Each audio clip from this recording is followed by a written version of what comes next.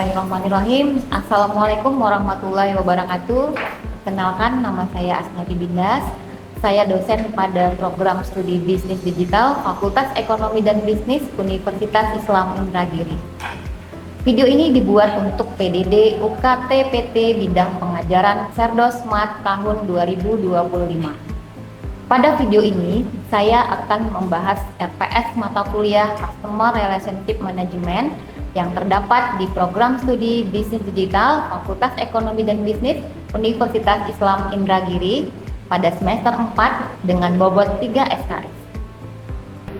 Deskripsi singkat mata kuliah CRM ini membahas tentang konsep, strategi, dan implementasi Customer Relationship Management atau CRM dalam konteks bisnis modern. Mahasiswa akan mempelajari pentingnya membangun dan mempertahankan hubungan jangka panjang dengan pelanggan, serta bagaimana teknologi dapat dimanfaatkan untuk mendukung proses CRM. Kemampuan yang diharapkan, keterampilan umum yang mata kuliah CRM ini, pertama, mampu menerapkan pemikiran logis, kritis, sistematis, dan inovatif dalam konteks pengembangan atau implementasi CRM.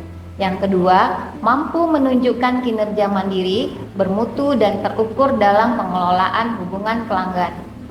Keterampilan khusus mata kuliah CRM ini yaitu yang pertama, merancang dan mengimplementasikan strategi CRM yang efektif. Yang kedua, mampu menganalisa data pelanggan untuk pengambilan keputusan bisnis. Materi pembelajaran meliputi yang pertama, pengantar CRM dan evolusinya. Kedua, strategi perencanaan CRM. Yang ketiga, teknologi dan sistem informasi dalam CRM. 4, manajemen data pelanggan. 5, analisis pelanggan dan segmentasi. 6, implementasi program loyalitas pelanggan.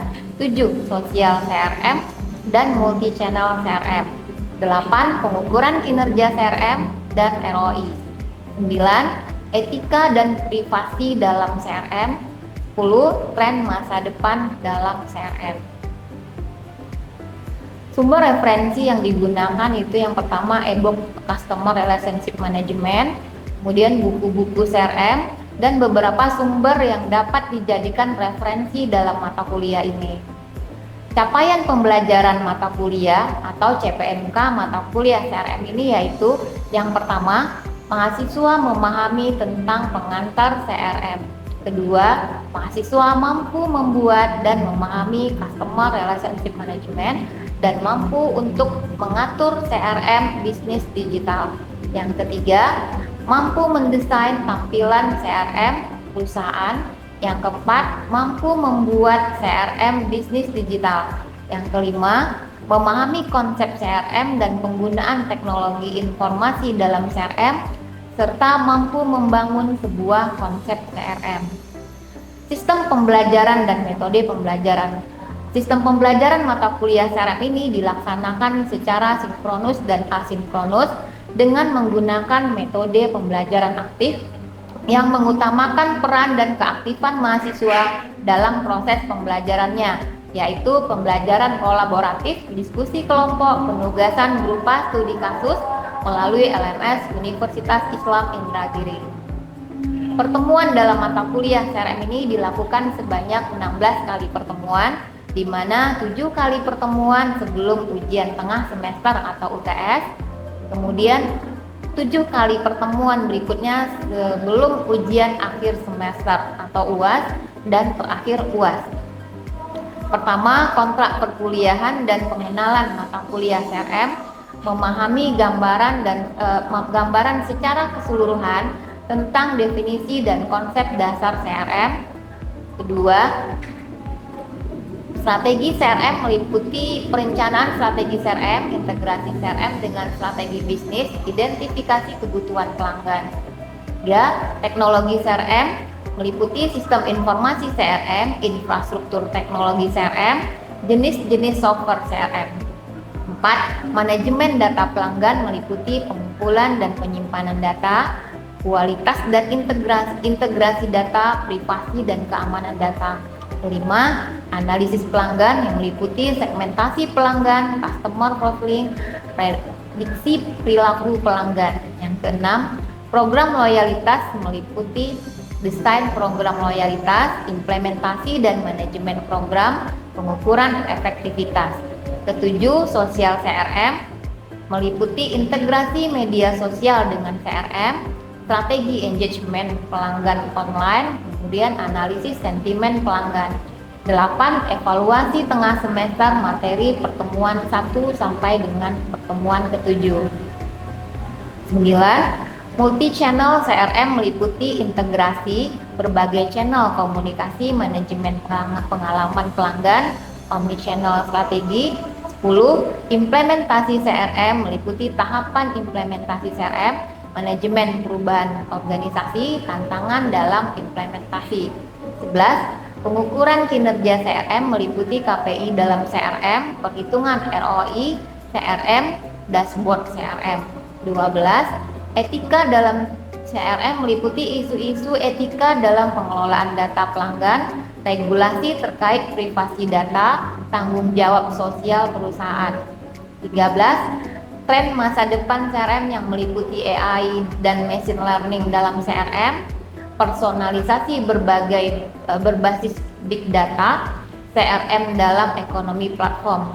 14. Presentasi proyek presentasi strategi CRM untuk studi kasus. 15. Review keseluruhan materi kuis. 16. Evaluasi akhir semester materi pertemuan 9 sampai dengan 15. Bentuk perkuliahan secara sinkronis dilakukan secara tatap muka di ruang kelas maupun menggunakan tools web conference seperti Google Meet ataupun Zoom. Sedangkan pelaksanaan bentuk perkuliahan secara asinkronus dilakukan melalui WhatsApp group atau forum diskusi di LMS Universitas Islam Indragiri untuk memfasilitasi mahasiswa dalam berdiskusi perihal mata kuliah CRM dan penugasan secara mandiri maupun kelompok di LMS Universitas Islam Indragiri. Sistem penilaian mata kuliah ini yang pertama persentase penilaian itu pertama kehadiran 10%, 2 attitude 10%, 3 tugas 10%, 4 keaktifan 10%, 5 kuis 10%, 6 UTS 20%, 7 UAS 30%. Total persentase penilaian 100%. Demikian informasi mengenai mata kuliah CRM, program studi sarjana S1, program studi bisnis digital, Fakultas Ekonomi dan Bisnis, Universitas Islam Indragiri Tembilahan. Berikut merupakan cuplikan pengajaran secara sinkronus tatap muka di ruang kelas. Selamat menyaksikan. Oke, Assalamualaikum warahmatullahi wabarakatuh. Waalaikumsalam warahmatullahi wabarakatuh. Selamat siang semuanya. Apa kabar hari ini? Sehat. Baik. Sebelum kita mulai ya, untuk perkuliahan hari ini ada baiknya kita berdoa dulu agar apa yang kita pelajari hari ini mendapat ridho dan berkah dari Allah Subhanahu wa taala. Berdoa mulai.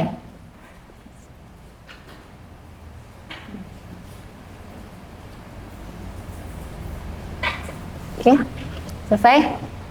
Nah, baik, sebelum saya lanjutkan untuk materi, saya mau nanya dulu untuk yang materi sebelumnya. Kira-kira CRM itu apa? Relationship Management. Oke. Sosial CRM apa? Sebelum kita masuk ke slide. Nah, sosial CRM ini adalah definisinya integrasi ya, integrasi saluran media sosial ke dalam platform CRM tradisional. Hal ini memungkinkan ya bisnis untuk berinteraksi dengan pelanggan melalui media sosial. Ya, media sosialnya itu berbagai kanal, misalnya ini apa ini? Twitter, oke. Oke. LinkedIn, oke. Dan media sosial lainnya yang bisa digunakan ya untuk sosial CRM ini. Ya. Nah, setelah ini jadi dengan definisi yang sudah kita pahami bersama tadi, mengapa media sosial CRM ini menjadi penting? Ayo, silakan. Siapa yang bisa? Ya, Dimas? Modern. Untuk pemasaran kekinian. Oke. Ada lagi? Ya? Jangkauannya lebih luas. Ya, baik kita lihat ya. Nah, ini menjadi penting karena memang pelanggan itu ada banyak di media sosial. Oke. Nah, sumber data yang kita peroleh itu di tahun 2025 sebesar ya 143 juta pengguna media sosial. Ya. Itu tidak hanya ini ya, di dalam kelas ini saya yakin itu juga pengguna media sosial, tidak hanya satu kan? Nah, apa saja? Instagram, Pasti TikTok, Facebook, WA, ya, Facebook, Instagram, TikTok, WA, Twitter, oke, dan media sosial lainnya. Itu yang pertama ya. Jadi memang karena memang pengguna media sosial ini sangat banyak, sehingga tadi sosial CRM ini menjadi sangat penting untuk digunakan. Ya. Oke, baik. Nah, jadi tujuan utama sosial ini, sosial CRM, meningkatkan komunikasi dua arah, ya, dua arah antar bisnis, ya. Kemudian memanfaatkan data dan interaksi dari media sosial. Itu untuk tujuannya. Kita lanjut. Nah, untuk manfaatnya kita lihat pertama itu adalah pelanggan yang bisa dipersonalisasi. Jadi di sini menyediakan tentang bagaimana sih sebenarnya perilaku pelanggan itu, ya. Termasuk juga nanti untuk sentimen pelanggan di media sosial itu seperti apa. Nah, jadi dari sini kita bisa melihat dari sosial CRM ini, ya. Kemudian peningkatan dukungan pelanggan, ya. Peningkatan dukungan pelanggan ini itu kita bisa memantau ya, memantau dengan cepat, kemudian mengatasi masalah pelanggan itu seperti apa gitu. Ya. Nah, kemudian juga peningkatan kesadaran merek dan keterlibatan dengan pelanggan tadi.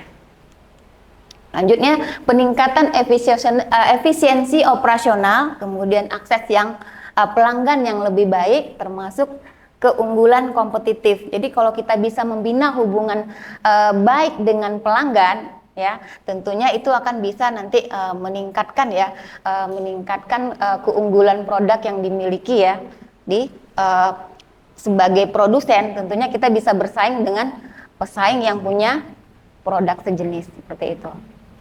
Bisa dipahami? Oke, baik kita lanjut ya. Nah, beberapa contoh sosial CRM ini ya, ini beberapa diantaranya saya coba lihat di sini, saya contohkan. Itu yang pertama adalah ini customer service terintegrasi. Contohnya di sini adalah Telkomsel ya.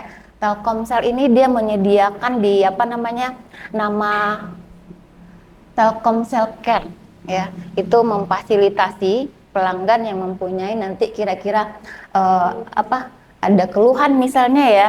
Nah, jadi dari sini mereka menyediakan untuk support memfasilitasi apa yang mereka kendala ataupun masalah yang dihadapi ya. Contoh berikutnya itu ada community building ya. Di sini kita lihat Xiaomi Indonesia, dia membangun komunitas ya. Ya, Mi Fans melalui Facebook dan Instagram. Ya, itu contoh yang kedua. Yang ketiga, personalisasi konten dan penawaran. Ya, contohnya di sini Tokopedia yang menggunakan data media sosial untuk bisa memahami seperti apa sebenarnya preferensi pelanggan itu seperti apa ya. Nah, termasuk juga nanti menganalisa aktivitas sosial pelanggan itu juga seperti apa. Ya, jadi ini contoh dari penerapan sosial CRM. Baik, untuk fitur kuncinya kita bisa lihat ada yang pertama social listening ya. Itu mendengarkan sosial, memantau ataupun melacak bagaimana nanti percakapan ataupun kata kunci sentimen yang bisa digunakan ya. Itu terkait dengan kira-kira merek, produk ataupun industri yang ada di platform media sosial. Bisa dipahami? Bisa. Baik. Kemudian manajemen interaksi sosial di sini mengelola merespon pesan langsung ya. Merespon pesan langsung ataupun komentar ya. Komentar dan postingan publik dari pelanggan dalam satu dashboard yang terpusat seperti itu. Kemudian yang ketiga, integrasi data pelanggan. Jadi semua data pelanggan itu masuk ke dalam dashboard yang udah terpusat ya. Jadi nanti di sini di dalam sistem itu sudah ada dalam ini sistem CRM yang sudah terpusat, itu yang menghimpun semua data pelanggan dalam satu integrasi data pelanggan tadi. Seperti itu. Jelas? Bisa kita lanjut? Ya. Kemudian fitur kunci sosial yang berikutnya adalah analitik sosial. Ya.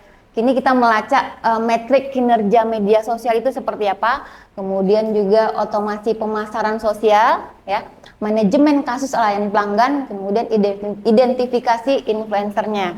Ya. Nah, ini adalah fitur-fitur kunci sosial CRM. Baik. Ini adalah perbedaan utama sosial CRM dengan CRM tradisional. Ya, kita bisa lihat nanti dari segi fokus utamanya apa. Ya, kalau fokus utama kalau untuk yang tradisional nih data pelanggannya hanya bersifat statis. Ya, tapi kalau yang untuk sosial CRM itu integrasinya ada dua arah. Ya, misalnya ada percakapan yang real time-nya itu dari segi fokus utama. Ya, untuk yang saluran komunikasi kita lihat di sini. Kalau yang tradisional hanya menggunakan telepon dan email, ya, telepon dan email, kemudian tatap muka. Tapi kalau untuk yang sosial CRM itu sudah menggunakan berbagai media sosial atau berbagai kanal, ya, untuk mendukung sosial CRM tadi, ya. Nah, nanti juga menggunakan dari termasuk dari konversi yang CLM yang tradisionalnya, ya. Nah, kemudian dari segi kontrolnya juga kita bisa lihat. Dari segi kontrol di sini perusahaan memiliki kontrol penuh atas komunikasi. Nah, kalau untuk yang sosial CRM ya itu sudah itu lebih banyak ke pelanggan kontrolnya, ya, tidak lagi kepada perusahaan seperti itu. Nah, dari segi data yang dikumpulkan, kemudian tujuan dan sifat interaksinya juga beberapa perbedaan antara CRM tradisional dengan CRM yang sosial CRM-nya. Jelas sampai di sini? Jelas. Bisa kita lanjut? Nah, untuk integrasi media sosial, ini kita bisa lihat bahwa fitur utama integrasi ini ya, itu gabungan dari platform media sosial ya dalam satu sistem. Jadi perusahaan ini tidak hanya menggunakan satu media sosial ya, tapi berbagai media sosial ya, atau berbagai kanal yang memang mendukung untuk bisa berinteraksi dengan pelanggan. Karena kita bisa contohkan ya, ini siapa? Misalnya penggunanya kan tidak semua sama ya, tidak semua sama menggunakan Facebook misalnya. Ada yang lebih dominan menggunakan TikTok misalnya atau Instagram. Nah, jadi inilah mengapa jadinya nanti perusahaan itu tidak hanya menggunakan satu atau dua media sosial, tapi berbagai media sosial ataupun berbagai kanal untuk mendukung produk yang mereka hasilkan ya. Jadi tadi mereka bisa melihat bahwa ketika pelanggannya lebih dominan ke Facebook, itu juga bisa tercover ya untuk pelanggannya. Tapi yang sebagian besar lagi mungkin hanya pengguna TikTok saja gitu ya. Jadi memang semua konsumen dari berbagai pengguna media sosial itu bisa tercover dengan satu sistem yang sudah dibuat tadi. Itu ya, inilah integrasi media sosial di dalam sosial CRM. Nah, kita lihat juga di sini manfaatnya. Layanan pelanggan jadi lebih baik. Ya, itu yang pertama. Kalau yang kedua, komunikasi terpusat, kemudian ada wawasannya juga menjadi mendalam, kemudian responnya juga lebih cepat. Ya, responnya juga lebih cepat. Jadi perusahaan itu bisa langsung memberikan solusi ya terhadap permasalahan yang dihadapi pelanggan seperti apa.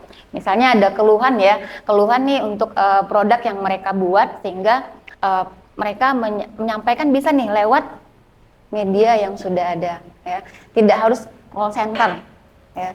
bisa melalui media yang sosial CRM yang sudah terpusat tadi.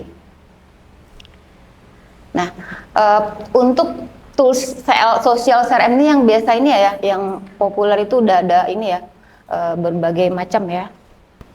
Nah, strategi engagement ini ya menyederhanakan interaksi pelanggan secara signifikan sehingga meningkatkan keterlibatan dan mendorong pertumbuhan bisnis secara substansial. Ya, kemudian juga nanti intinya sinergi data yang dihasilkan untuk menciptakan wawasan pelanggan, ya, lebih memahami tentang bagaimana perilaku pelanggan tadi, ya. Mulai dari nanti informasinya nih ya, kalau yang tradisional ini biasanya mulai dari riwayat pembelian, kemudian preferensinya, ya, interaksi sentimen konsumen, sampai dengan nanti pola keterlibatan dan percakapan secara real time. Ya. Nah, kalau yang ini dia menggabungkan kedua aliran data bisnis untuk memperoleh pemahaman pelanggan yang lebih baik. Kita lanjut ya. Nah, ini strategi engagement pelanggan online kita contohnya ya. Itu yang pertama komunikasi dua arah. Ya. Komunikasi dua arah di sini mendorong dialog aktif dan respon cepat ya terhadap interaksi pelanggan. Ya, contohnya menanggapi komentar secara real time kemudian memicu percakapan. Itu yang pertama. Yang kedua ada personalisasi konten. Ya, kemudian konten buatan pengguna, gamifikasi, ya, kemudian pemanfaatan tren dan topik sampai konsisten suara mereknya, kemudian juga pengumpulan umpan baliknya. Ya, di sini udah tergambar jelas seperti apa kalau pengumpulan umpan balik itu dari polling misalnya di ini Instagram Stories untuk meminta feedback seperti apa dari pelanggan tadi. Bisa dipahami ya? Jelas? Oke, baik. Nah, untuk analisis sentimen itu proses evaluasi sikap, opini, dan perasaan pelanggan. Ya, perasaan pelanggan terhadap suatu merek ataupun produk dan layanan ya. Nah, jadi seperti itu. Ini kalau yang analisis itu bagaimana memproses evaluasi suatu sikap opini dari pelanggan itu terhadap merek, produk ataupun layanan yang ada ya. Nah, jadi melalui tadi kontak digitalnya seperti itu. Nah, kira-kira sumber datanya seperti apa saja nih? Yang pertama dari survei, ya. Nanti perusahaan bisa melakukan survei, ya. Kemudian juga bisa melalui media sosialnya, ya, atau melalui review online ya, atau customer support. Ini untuk mengetahui dapat sumber data sentimen. Nanti kita coba lihat lagi. Kira-kira yang proses analisis sentimen itu seperti apa? Ya. Pertama mulai dari penetapan tujuan, kemudian pengumpulan data, lanjut analisis data, monitoring berkelanjutan. Nah, jadi ini tahapan proses analisis sentimen, ya. Nah, kemudian kita ingin melihat seperti apa metrik kuncinya. Metrik kuncinya itu mulai dari polaritas sentimen itu nanti seperti apa? Apakah positif responnya ya? Atau misalnya negatif atau kira-kira netral. Nah, itu yang metrik yang pertama. Yang kedua ini ya, mengidentifikasi sentimen terkait fitur ataupun aspek produk layanan tertentu, misalnya harganya, kemudian dukungan pelanggan. Ya. Yang ketiga ini ada volume sebutan, mulai dari jumlah total percakapan yang relevan itu ada berapa, ya. Dari sini dia melihat untuk metriknya. Kemudian juga dari tingkat keterlibatan ini pelanggan, apakah misalnya nanti suka atau komentarnya nanti seperti apa, misalnya nanti dibagikan atau bahkan di repost juga kira-kira, ya. Nah, kemudian juga dari demografi pelanggan bisa dilihat nanti kan ada, karena ini kan berbagai latar belakang dan usia ya, yang kalangan dewasa, remaja, bahkan orang tua juga ya. Jadi orang tua juga sekarang tidak kalah ya, bahkan mungkin lebih aktif lagi di media sosial dibanding yang generasi muda ya. Nah, kemudian juga tren topiknya juga di sini, mengidentifikasi topik yang sedang tren. Nah, kira-kira apa nih topik yang sedang tren hari ini? Itu tentu infonya lebih cepat dari sini ya. Untuk dari metrik di sini kita mengetahui untuk analisis sentimen tadi. Baik, sampai di sini ada pertanyaan? Sudah cukup Bu. Ya. Yang lain bagaimana? Cukup. Sudah? Cukup. Sudah? Oke. Baik, terima kasih untuk hari ini sebagai penutup. Kalau memang tidak ada pertanyaan ya, nanti untuk tugas dan silahkan dibuka ini ya, untuk absensi dan tugasnya nanti dibuka di LMS Edlink-nya. Silahkan nanti disampaikan kalau memang ada kendala ataupun pertanyaan terkait tugas ataupun nanti yang lainnya ya. Oke? Ya Bu. Baik, kalau memang tidak ada lagi sebagai penutup perkuliahan hari ini ya, semoga ini kita perlu renungkan bersama bahwa belajar itu bukan hanya tentang ya ikhtiar intelektual, akan tetapi juga bagian dari ibadah ya. Kemudian untuk kesungguhan hati,